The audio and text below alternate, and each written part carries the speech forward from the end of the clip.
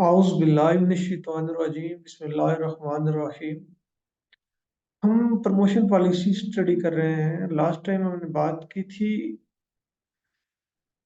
Promotion board की, selection board की, recommendation के बोर्ड बात की थी हमने।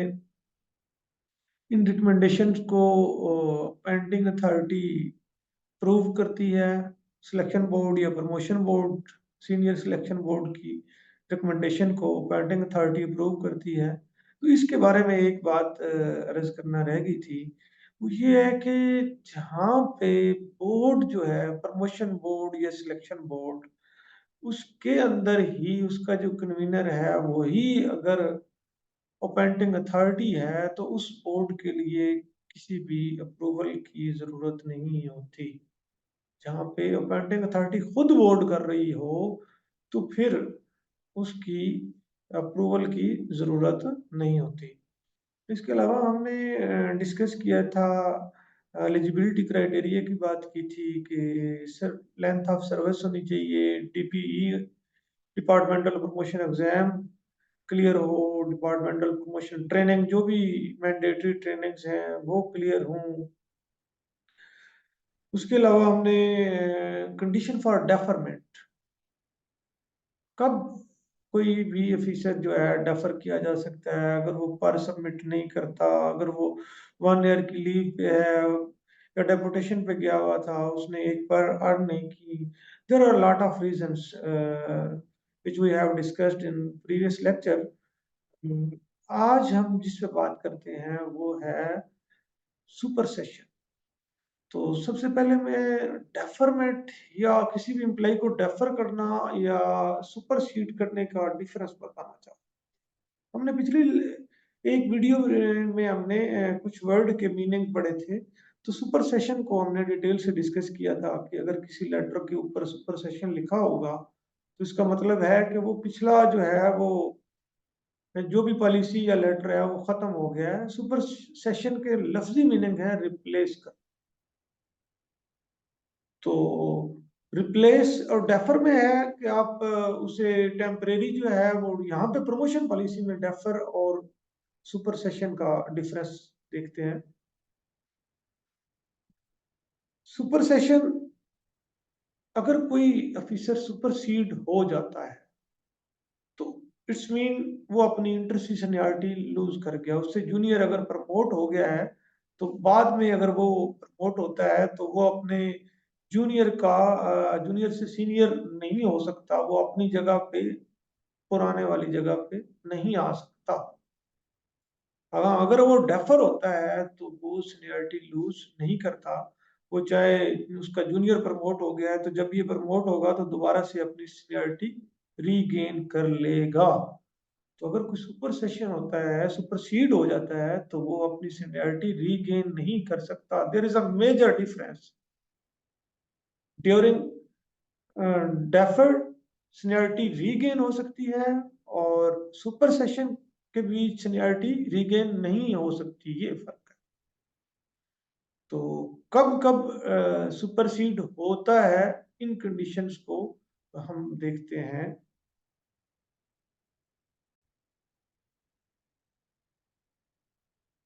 तो जो कंडीशन फॉर सुपर सेशन है इसमें जो पहली कंडीशन है वो है थ्रेशोल्ड स्कोर। तो जो थ्रेशोल्ड स्कोर होता है किसी भी एम्प्लाई का, ये अगर मीट नहीं करता कोई भी ऑफिसर जो है, ये ऑफिसर में काउंट होता है, ऑफिशियल में नहीं।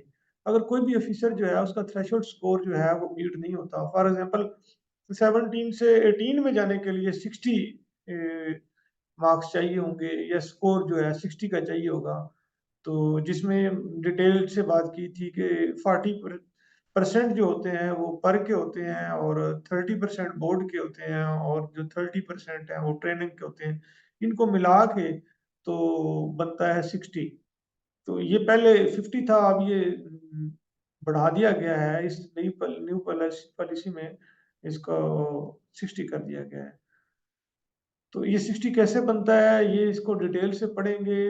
इसमें जो पेनल्टीज हैं, ज्यादा जो रीजन थ्रेशोल्ड स्कोर पूरा ना होने का जो रीजन होता है वो पेनल्टीज होती हैं। ऑफिसर को जब पेनल्टीज हो जाती हैं तो उनका जो स्कोर है वो नीचे आ जाता है। दूसरा जो रीजन है थ्रेशोल्ड मीट ना करने का वो एसीआर जो है वो बैड लिखी जाती है। अगर एसीआर में अच्छे मार्क्स आ जाएं तो फिर थ्रेशोल्ड जो है वो मीट हो सकता है। तो और तीसरा रीजन जो है वो ट्रेनिंग में जो परसेंटेज है वो जिनकी अच्छी होती है तो उनका जो है ये स्कोर जो है वो अच्छा होता है। तीन चीजें हैं जो इसको प्रॉब्लम करती हैं वो पेनल्टीज प्रॉब्लम करती हैं और कम परसेंटेज प्रॉब्लम है इसके लिए ट्रेनिंग की परसेंटेज जितनी भी होगी तो उसका 30%। फॉर एग्जांपल किसी की 80% है तो उसका 24 मार्क्स ऐड हो जाएंगे थ्रेशोल्ड स्कोर में। इसी तरह जो है पर के टोटल जो है वो 32 मार्क्स होते हैं, इसमें से आगे 40% उनका लेना होता है। तो ये डिटेल से हम स्टडी करेंगे। जिसका भी थ्रेशोल्ड स्कोर जो है वो नहीं है पूरा और उससे जूनियर जो है वो उसका पूरा है तो वो अगर प्रमोट हो जाता है तो वो सुपरसीड कर देगा पहले वाले को। दूसरा रीजन ये है कि उसने जो डीपीई है वो विद इन 3 चांसेस, 3 चांसेस के अंदर जो है ना उसने डीपीई अपना एग्जाम जो है डिपार्टमेंटल प्रमोशन एग्जाम पूरा पास नहीं किया तो तब भी वो सुपरसीड हो जाएगा। और थर्ड रीजन ये है कि मैंडेटरी ट्रेनिंग में 3 दफा उस नॉमिनेट हुआ है, किसी भी रीजन की वजह से ऑफिसर ने 3 दफा वो फेल हो गया है, यानी एक दफा भी वो नहीं गया ट्रेनिंग को अटेंड करने, तो यहाँ से भी वो सुपरसीड हो सकता है। एज पर पॉलिसी बात कर रहा हूँ, प्रैक्टिस क्या है इस पे एक अलग टॉपिक है। और कोई भी रीजन जो बोर्ड ने रिकॉर्ड किया हो उस पे भी सुपरसीड हो सकता है। इसके अलावा ये रीजन थे सुपर सेशन के।